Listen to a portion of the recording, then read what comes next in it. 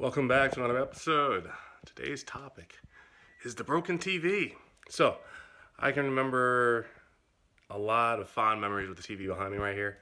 I remember I had I think it was a 48-inch TV. Got a chance to upgrade to this 62-inch TV. And it's been great for movies, it's been great for games, it's been great for a lot of things. And they have all this new technology out there, and I was thinking, how often am I down here in the basement to actually, watch a movie or play games? It's not very often, but I still like having something nice down here. So I can remember when I tried watching a movie the other day, just no picture was showing up on the screen. So the TV would turn on. It's a DLP television, so a light comes on, and I knew all that was working, but there was no picture showing. So I was able to determine that the HDMI port was broken. So I was like, man. And it was a big TV, right? I remember getting it down here was not the easiest thing. So I thought to myself, there's a few options. I could fix it.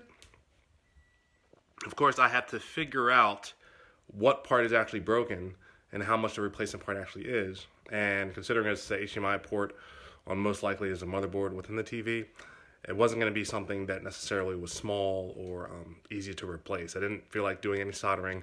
Just simple fixes. Simple fixes is the goal, especially for what I guess the investment would be.